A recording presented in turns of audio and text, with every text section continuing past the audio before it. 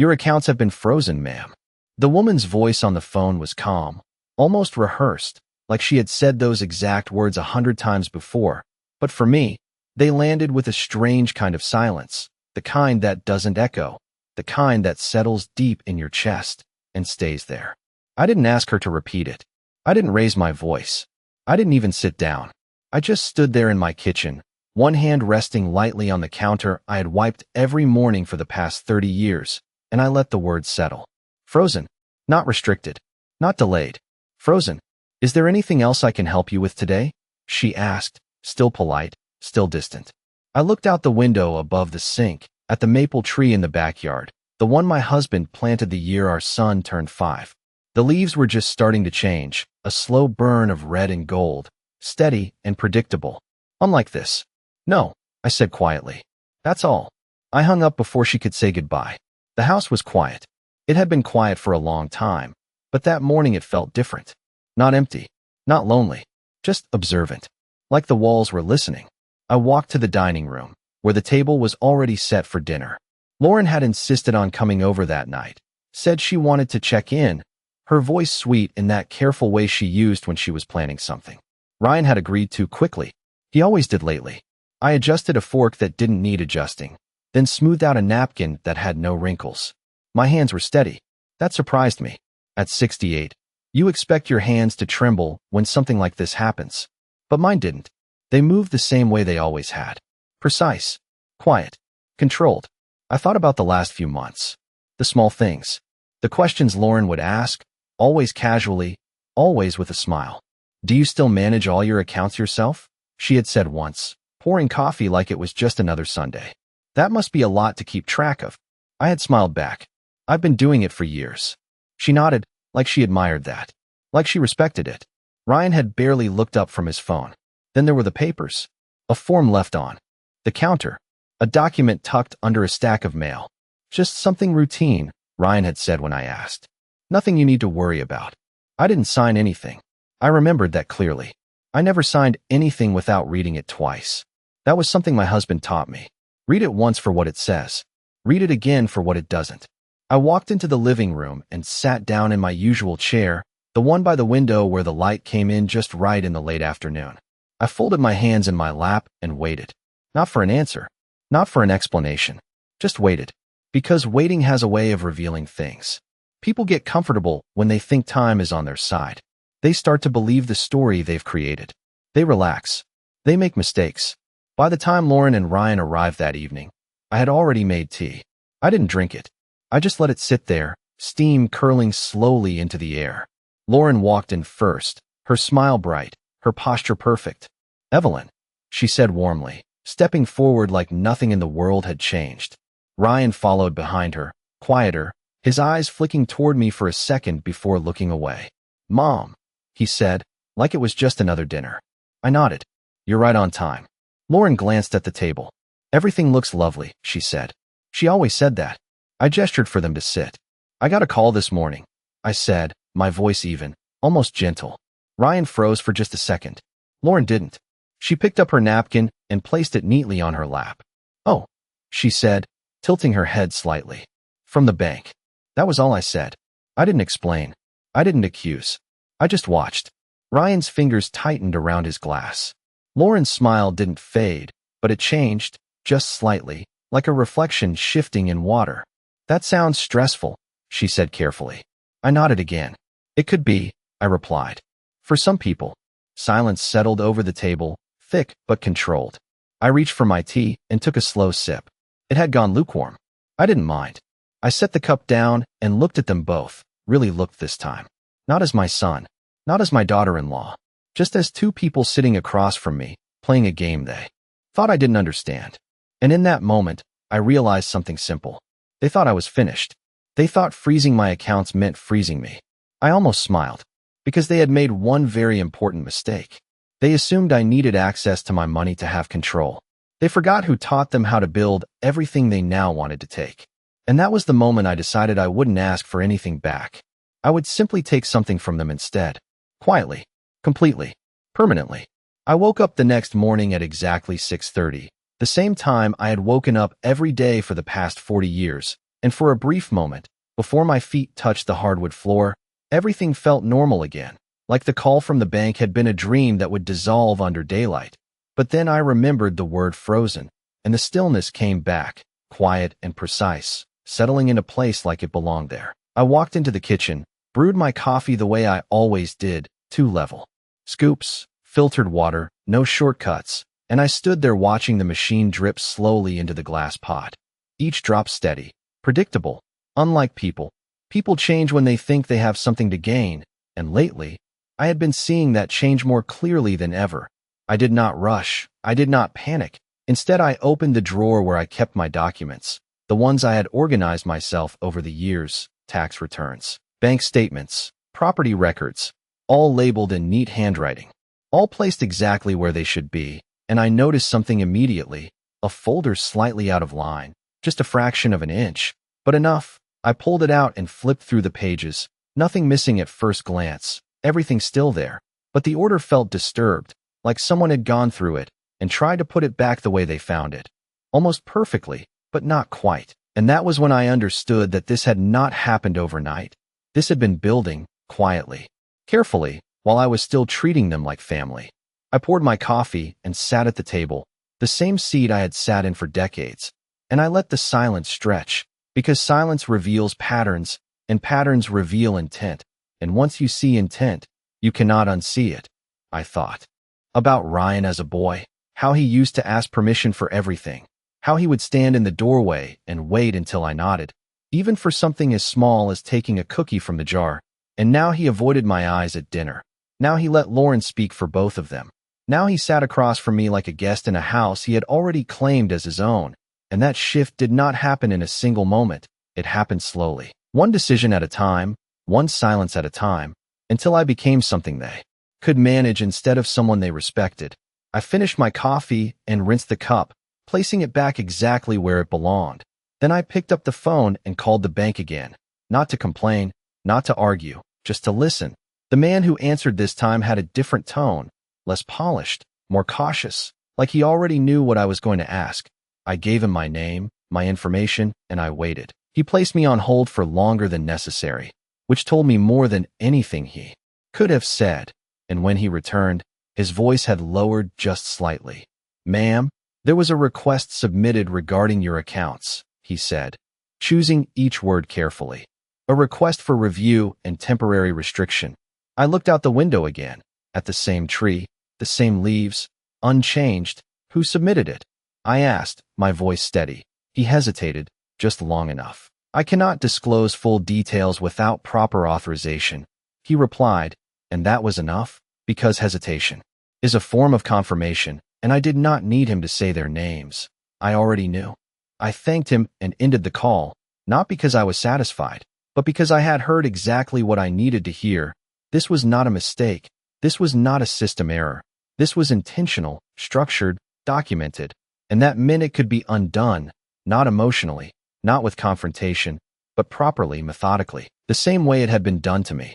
I walked into the hallway and paused at the mirror, studying my reflection, the silver hair, the lines around my eyes, the calm expression that people often mistook for weakness. I had learned a long time ago that people reveal their true intentions when they believe you are no longer a threat. And right now, Lauren believed exactly that. She believed I would be confused, overwhelmed, dependent. She believed I would come to them for help, ask them what to do. And in that moment, she would take control completely. But she had miscalculated something simple. I had spent a lifetime building systems, managing details, protecting what was mine, and I had done it quietly, without needing recognition, without needing permission, and I was not about to stop now. By the time the clock reached 9:15, I had already made my decision. I would not confront them. I would not accuse them. I would let them continue exactly as they were, because people who think they are winning become careless, and careless people leave evidence, and evidence is far more powerful than anger. I picked up my keys, placed my documents neatly into my bag, and walked out the front door, locking it behind me with the same steady motion I had used every day. Nothing about my routine changed, not the way I walked, not the way I held my shoulders, not the way I looked at the world. Because the moment you change too quickly, people notice, and I did not want them to notice anything at all. Not yet. Not until everything they thought they had secured began to slip, quietly, completely, beyond their reach. I drove to the bank just after 10, not because I needed them to fix anything, but because I wanted to see who would look me in the eye and who would not, because truth has a way of showing itself in small movements, in pauses that last half a second too long, in smiles that do not quite reach the eyes, and as I walked through the glass doors, I felt it immediately, that slight shift in attention, the kind you only notice when you have spent years reading rooms without speaking. The receptionist greeted me with the same cheerful tone, but her fingers hesitated over the keyboard when I gave my name. Just for a moment, then she smiled again, a little tighter this time. "Please have a seat. Mrs. Carter, someone will be with you shortly." I nodded and sat down, folding my hands in my lap. Watching, waiting, the lobby was quiet. A television mounted in the corner played muted news. The ticker scrolling steadily. Everything normal on the surface, but underneath, something had already moved. Something had been set in motion without me. After a few minutes, a man in his early 40s approached me, well-dressed, polite, the kind of professional who had learned how to deliver uncomfortable information without ever sounding responsible for it. "Mrs. Carter, I am David Klein. I understand you have some questions about your accounts," he said, extending his hand. I shook it briefly. His grip was firm, but his eyes flicked toward the reception desk for just a second, as if confirming something. "I do," I replied, my voice calm, measured. "I was told they were frozen." He gestured toward his office, and I followed him in, closing the door behind us. He sat across from me, placing a folder neatly on the desk, but he did not open it right away. Instead, he chose his words carefully. "There has been a request submitted regarding your financial activity," he said. A request that triggered a temporary hold. While we review documentation, I looked at the folder, then back at him. "What kind of documentation?" I asked. He exhaled slightly, not frustrated, just cautious. "Authorization forms, power of attorney-related materials, things of that nature." And there it was, said plainly, but not directly. A structure had been built around me without my consent, a framework that suggested someone had the right to act on my behalf. I did not react. I did not lean forward. I simply asked, "And who submitted those forms?" He paused, longer this time, his fingers resting lightly on the folder. "The request appears to be connected to your immediate family," he said, choosing distance over clarity. But distance still has direction, and I followed it easily. I nodded once, as if this confirmed something minor, something expected. "I see," I said. Then I shifted slightly in my chair, just enough to change the angle of the conversation. "Tell me, Mr. Klein, when these forms were submitted, were they verified in person?" His eyes narrowed just slightly, not in suspicion, but in calculation. "Some documents were processed digitally," he replied. "Others were reviewed based on existing records." I let that settle. Digital submissions, existing records, convenient pathways for someone who had access, someone who knew where things were kept, someone who had been watching, learning, waiting. I reached into my bag and placed a single document on the desk, one of my original account agreements, the one I had signed years ago, the one that clearly stated no changes could be made without my direct authorization in person. He glanced at it, then back at me, and this time, there was no hesitation, just a quiet understanding that the situation was not as simple as it had been presented. "I would like a full copy of every document submitted in relation to this request," I said, my tone unchanged, including timestamps and method of verification. He nodded slowly. "That can be arranged," he said, and for the first time, his voice carried a hint of something else, not sympathy, not concern, but recognition that I was not confused, not overwhelmed, not someone who would accept a polite explanation and leave. I stood up, smoothing the front of my coat. "I am not asking for the hold to be lifted today," I added, and that made him look up, because most people would have demanded it. Most people would have insisted, but I was not most people. "I am asking for accuracy," I continued, "and I am asking for time." He nodded again, more firmly this time. "You will have both," he said, and I believed him, not because of his words, but because of the way he had stopped trying to simplify things. As I walked out of the office, past the receptionist, past the quiet lobby, I felt something settle into place, not relief, not anger, but clarity. This had been planned, structured, executed with enough confidence that they believed it would hold, that I would not question it deeply enough to break it apart.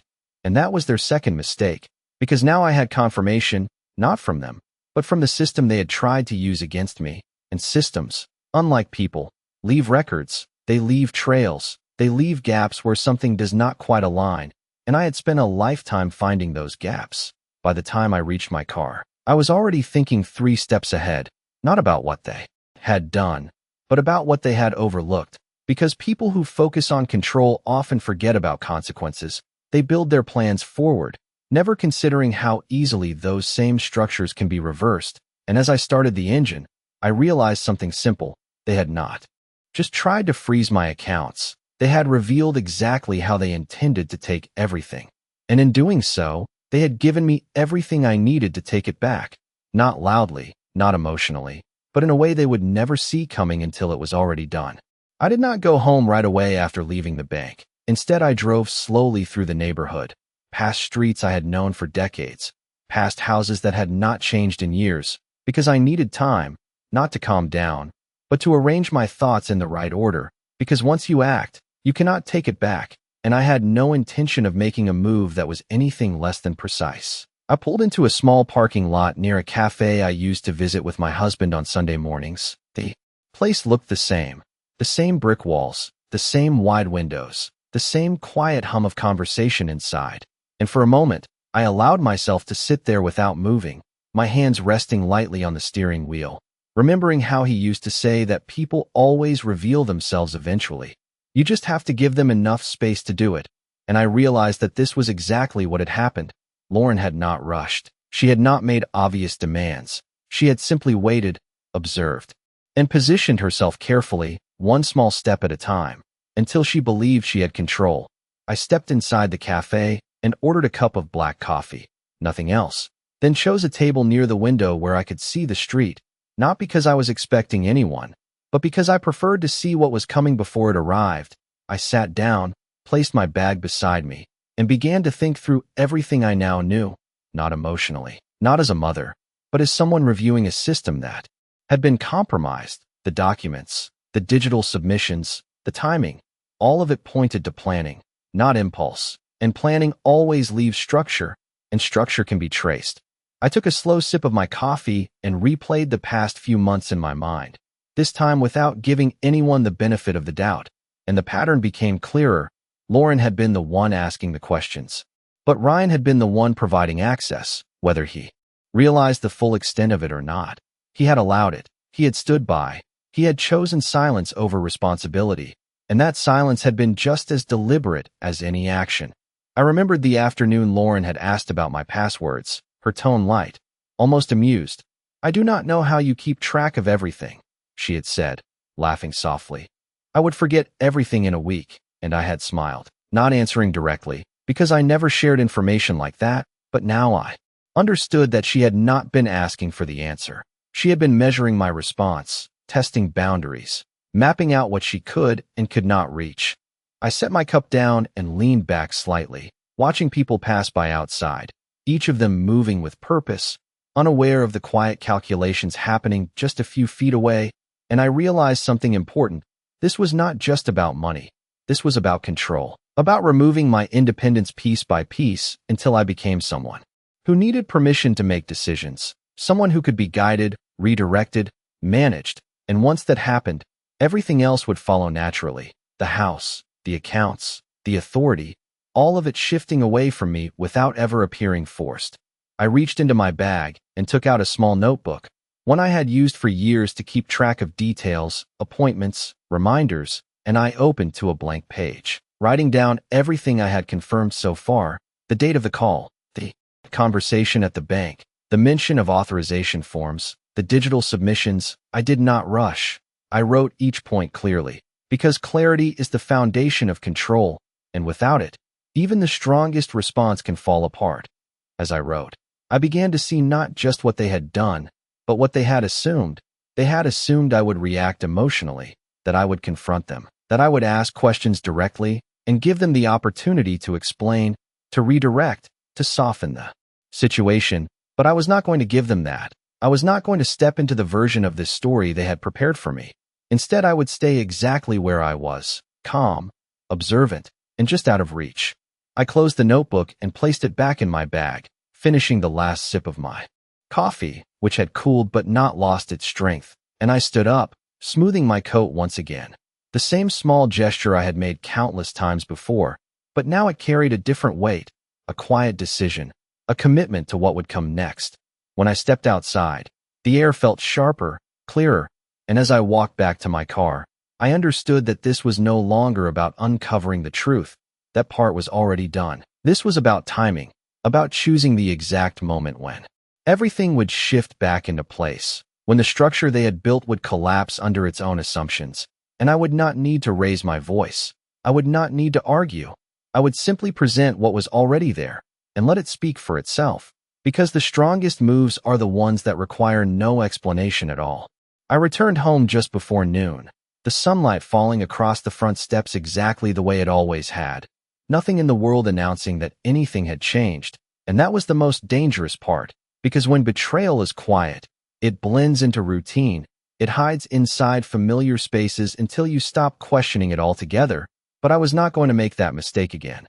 I unlocked the door, stepped inside, and paused for a moment in the entryway, listening, not for sound, but for absence, for anything that felt out of place. And then I walked straight to my study, closing the door behind me with a soft, deliberate click, the kind that signals intention without drawing attention. I sat at my desk and opened my laptop, not the one Ryan had helped me set up years ago, but the older one I kept stored away, the one that had never been connected to anything shared.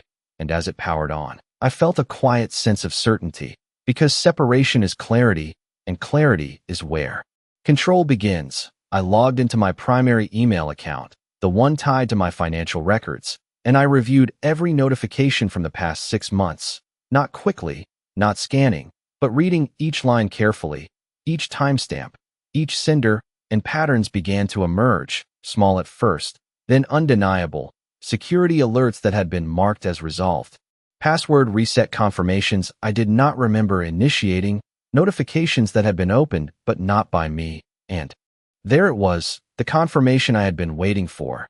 Access had not just been requested, it had already been taken. I leaned back in my chair, letting that realization settle, not as shock, but as confirmation, because now I was no longer dealing with suspicion, I was dealing with evidence, and evidence changes everything. I opened another document, one I had created years ago, a private ledger of accounts, assets, and contingencies, something I had maintained quietly, not because I expected betrayal, but because I understood that life rarely follows a predictable path, and as I reviewed it now, I began to see exactly where they had focused their attention, the main accounts, the visible assets, the ones that appeared central, the ones most people would assume held the most value. And I almost smiled, because what they had not touched, what they had not even looked for, were the layers beneath. The structures I had built over time, carefully, legally, quietly. I closed the laptop and stood up, walking to the bookshelf where I kept a small lockbox tucked behind a row of old photo albums. I opened it and took out a set of documents, original records, backup authorizations, and most importantly, the contact information of someone I had not spoken to in years, my attorney. The one who had helped me structure everything after my husband passed. Someone who understood not just what I owned, but how it was protected, and I knew that this was the moment to bring him back into the picture. I picked up my phone and dialed his number, and when he answered, his voice carried the same steady confidence I remembered. "Evelyn, it has been a while," he said, and I could hear the faint sound of papers in the background, as if he was already preparing to listen. "It has," I replied, my tone even, composed. "I need to review my accounts and some recent activity." There was a brief pause, not hesitation, but recognition. "Come in this afternoon," he said. "Bring everything you have." I agreed, ended the call, and began gathering my documents, each one placed neatly into my bag, not rushed, not scattered, but in order, because order is what allows you to move forward without confusion. As I prepared to leave again, I glanced around the house, at the furniture, the photographs, the life I had built over decades, and I realized that nothing here had been taken yet, not truly, They had only touched the surface, only tested the edges, believing that was enough, believing that control begins where visibility ends. But they had overlooked something essential. Control does not come from what is seen. It comes from what is structured beneath it. And that is where I had always been strongest. I stepped outside once more, locking the door behind me. The same steady motion, the same quiet confidence, but now with a clear direction. This was no longer about understanding what they had done. It was about preparing what I would do next. And as I walked to my car, I felt no urgency, no fear, only a calm, deliberate focus. Because the moment you understand the full shape of the problem, the solution is no longer a reaction. It becomes a plan, and I had just begun to build mine. I arrived at my attorney's office 10 minutes early, not because I was anxious, but because I have always believed that control begins with time, with being the one who is already present before anything begins. And as I sat in the quiet reception area, I placed my bag neatly beside me and folded my hands in my lap, observing the room, the soft ticking of the clock on the wall, the faint hum of conversation behind closed doors, everything calm, everything ordered, exactly the kind of environment where truth can be handled without noise. When he stepped out to greet me, nothing about his expression suggested surprise, only recognition, the kind that comes from years of understanding how people protect what matters to them. "Evelyn," he said again, gesturing for me to follow him into his office. And as I sat across from him, I did not rush to speak. I simply placed the documents on his desk, one by one, in a careful stack, allowing the silence to do its work before words were needed. He opened the folder and began reviewing, his eyes moving steadily across each page, occasionally pausing, occasionally making a small note. And I watched him, not for reassurance, but for confirmation, because someone who understands structure does not need to react dramatically to recognize a problem. They simply adjust their focus, and after several minutes, he looked up, his expression measured. "This was not accidental," he said quietly, and I nodded once, because that was the only conclusion that mattered. I explained everything I had learned, the call from the bank, the mention of authorization forms, the digital access, the patterns in my email activity, and as I spoke, I kept my tone even, not emotional, not defensive, just factual, because facts are what hold weight in rooms like this, not feelings. And when I finished, he leaned back slightly in his chair, considering the full picture before responding. "They attempted to establish control through procedural channels," he said, "which means they believed they had enough access to make it appear legitimate." I folded my hands again. "But they did not complete it," I replied, and he gave a small nod. "No, they did not," he confirmed, "which means we still have the advantage." That word settled quietly between us. Advantage. Not as something aggressive, but as something precise, something that could be used carefully. And he continued, "We will not confront this directly yet," he said, echoing what I had already decided. "We will document everything, request full disclosure from the bank, and begin restructuring your accounts immediately, discreetly." I listened without interruption, because this was exactly the direction I needed, not reaction, but repositioning. He outlined the steps clearly, transferring certain assets into protected structures, updating authorizations in person, ensuring that any future requests would require verification that could not be bypassed digitally. Each step small on its own, but together forming a barrier that could not be quietly crossed again. And as he spoke, I realized something important. They had focused on access, but they had ignored protection. They had assumed that gaining entry was the same as gaining control, and that assumption would be their undoing. "There is one more thing," he added, his tone shifting slightly. "If they have already attempted this once, they will likely try again, especially if they believe you have not noticed." I met his gaze, steady and calm. "They believe exactly that," I said, and for the first time, there was the faintest hint of a smile at the corner of his mouth, not amusement, but acknowledgement, because he understood what that meant. It meant time. It meant opportunity. It meant they would continue to move forward.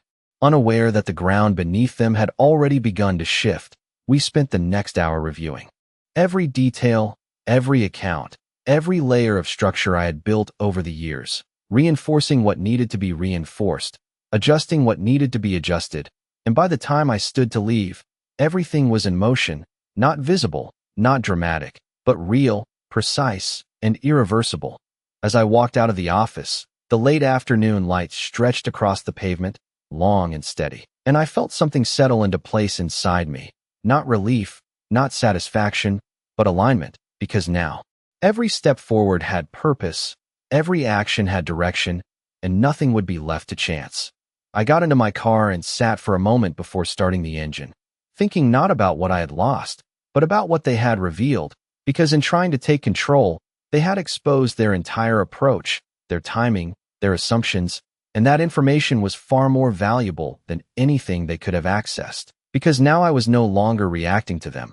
I was moving ahead of them, quietly, deliberately, and by the time they realized what had changed, it would already be too late to adjust, too late to correct, too late to recover what they believed they had secured, because the strongest moves are never the ones you announce. They are the ones you complete before anyone realizes they have begun. I returned home just before sunset, the sky fading into that quiet shade of blue that always seemed to slow everything down. And as I stepped inside, I noticed how unchanged everything felt. The same furniture, the same photographs, the same carefully arranged details that had taken years to build. And yet underneath it all, something had shifted, something invisible but permanent, like the foundation of a house adjusting ever so slightly without making a sound. I set my bag down in the same place as always and moved through the house with my usual routine, turning on the kitchen light, straightening a chair that did not need straightening, checking the mail, even though I already knew there would be nothing important in it, because routine is not just habit, it is camouflage, and tonight, more than ever, I needed everything to appear exactly as it always had. Ryan and Lauren were due for dinner again. Another one of Lauren's carefully timed visits, and I could almost predict how the evening would unfold, the polite questions, the controlled smiles, the subtle way she would guide the conversation, testing, measuring, adjusting, all while believing she was still in control of the situation. I began preparing the meal slowly, deliberately, choosing simple dishes that required attention but not distraction, because I wanted my mind clear, focused, ready to observe every detail, every glance, every hesitation, and as I moved through the kitchen, I realized something important. This was no longer about reacting to what they had done. This was about allowing them to continue, to extend their plan just far enough that it would become undeniable, irreversible, and fully exposed. When they arrived, right on time as expected, I greeted them with the same calm warmth I had always shown. No change in tone, no hint of suspicion, just the steady presence they had grown comfortable with. Lauren stepped inside first, her expression composed, her movements precise, while Ryan followed, quieter, carrying that same distant energy he had worn for months. And as we sat down at the table, everything appeared normal, almost perfectly so, which in itself was a kind of confirmation. "How have you been feeling?" Lauren asked, her voice soft, concerned in appearance but measured in delivery, and I met her gaze briefly before answering. "I have been fine," I said, then added just enough uncertainty to match what she expected. "A little tired, perhaps," and I watched as that small detail settled into her expression, not sympathy, but calculation, because weakness, even suggested, is something people like her recognize immediately. Ryan glanced at me, just for a second, then looked down at his plate, and that moment told me everything I needed to know. He was aware, not necessarily of every detail, but enough to understand that something had been set in motion, and instead of stopping it, he had chosen to stand beside it. Dinner continued in that quiet rhythm, conversation moving around safe topics, surface level exchanges, until Lauren gently shifted it, just as I expected. "We were actually thinking," she began, her tone casual but intentional. "It might be a good idea to start simplifying things for you, just to make everything easier." I placed my fork down slowly, not reacting, just listening. "Simplifying," I repeated, as if considering the word for the first time, and she nodded. "Yes. Consolidating accounts, organizing assets, making sure everything is managed properly." And there it was again, the language of control presented as care, the same pattern, the same approach, only now I could see every layer of it. I allowed a small pause before responding, just long enough to suggest hesitation. "That does sound helpful," I said, keeping my voice soft, thoughtful, and I watched as a flicker of satisfaction crossed her face, brief but unmistakable, because in that moment, she believed she was moving forward, that her plan was still unfolding exactly as intended. Ryan remained quiet, his posture slightly tense, his hands resting still beside his plate, and I wondered, not for the first time, at what point he had decided that silence was easier than intervention, at what moment he had chosen distance over responsibility, but I did not dwell on it, because understanding his reasons would not change the outcome, and I was no longer interested in explanations, only in results. As the evening continued, I gave them exactly what they expected: agreement without commitment, openness without detail, enough to keep them comfortable, enough to let them believe that nothing had changed, and that was the most important part, because the moment they feel secure, they stop watching for resistance, they stop questioning their assumptions, and that is when they make their final move. When they left later that night, Lauren's smile lingered just a little longer than usual, her confidence quietly reinforced, while Ryan avoided my eyes again, his silence heavier than before. And as I closed the door behind them, I stood there for a moment, listening to the quiet settle back into place, the same quiet, but now filled with certainty, because everything was moving exactly where it needed to go. I walked back into the dining room, cleared the plates, and set everything back in order, each movement steady, deliberate, controlled, and as I turned off the lights, I realized that the next step would not require confrontation, it would not require explanation, it would simply require timing, because they were already stepping into the final stage of their plan, and I was already waiting at the end of it, exactly where they least expected me to be. The next morning began exactly as the one before, quiet, structured, predictable, and that was precisely what I needed, because predictability creates blind spots, and blind spots are where people reveal their final intentions without realizing it. I made my coffee, sat at the same place by the window, and opened my notebook, reviewing the sequence I had written the day before, each step now clearer, more defined, not as a reaction, but as a progression, and as I turned the page, I added one more line at the top. They believe they are already in control, because understanding what someone believes is often more important than understanding what they have done. My phone rang just after 9, and I knew before I answered who it would be. Lauren never called without a purpose, and when I picked up, her voice carried that same careful warmth. "Evelyn, I was thinking about what we talked about last night," she said, and I could hear the subtle confidence beneath her tone, the quiet assumption that I had already agreed to her direction. "I spoke with someone who could help streamline everything for you. Make sure all your accounts are handled properly." I listened without interrupting, allowing her to lay out exactly what she wanted, because the more she explained, the more she revealed. "We could set up a meeting, maybe tomorrow or the next day, just to go over everything together," she continued, and I could almost see the structure she was building. A meeting, documentation, signatures, each step designed to formalize what she had already attempted informally. I let a brief pause settle before responding, just long enough to suggest I was considering it carefully. "That sounds reasonable," I said, keeping my voice soft, measured, and I could hear the shift on her end of the line, that quiet confirmation she had been waiting for. "Good," she replied, her tone brightening slightly. "I will arrange everything and let you know the details." And just like that, she had committed herself, not just to the idea, but to the process, and that was exactly what I needed. After the call ended, I did not move right away. I simply sat there, looking out at the same maple tree, its leaves now deeper in color, the change more visible with each passing day, and I realized that timing was no longer something I had to consider. It had already been decided, not by me, but by her, because she believed she was moving forward, and in doing so, she had created the exact moment where everything could be seen clearly, without interference, without denial. I stood up and went to my study, opening my laptop once again, this time not to search, but to finalize. I reviewed the updates my attorney had already begun implementing, the new structures, the updated authorizations, the protections that now required direct verification, each one in place, each one invisible from the outside. And I understood that what would happen next would not be a confrontation, it would be a demonstration, a quiet unveiling of facts that could not be argued with, because they would not come from me. They would come from records, from systems, from the very framework Lauren had tried to use. I gathered the remaining documents I would need, placing them neatly into my bag.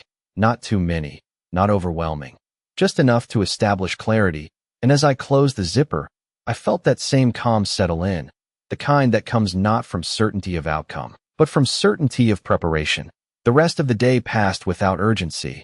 I followed my routine, made lunch, watered the plants, adjusted small details around the house. Because maintaining normalcy was part of the process, it ensured that nothing appeared out of place, that no suspicion was triggered before the right moment. And by the time evening approached, I was exactly where I needed to be, ready, steady, and completely aligned with what was about to unfold. Later that night, Ryan sent a brief message. Just a few words. Mom, Lauren said you agreed to meet tomorrow, and I read it once, then again, noticing the distance even in his phrasing, not asking, not confirming, simply stating what he had been told, and I replied with equal simplicity. Yes, that is correct. Nothing more, nothing less, because there was nothing else to say. As I set my phone down, I looked around the room one last time, not with attachment, not with hesitation, but with clarity. Because tomorrow would not change what this house meant to me. It would only reveal what it meant to them. And in that difference, everything would become undeniable. I turned off the lights and stood there for a moment in the quiet. The same quiet that had been with me from the beginning. But now it carried something else, not uncertainty, not doubt, but precision, because the final step was no longer something I had to prepare for.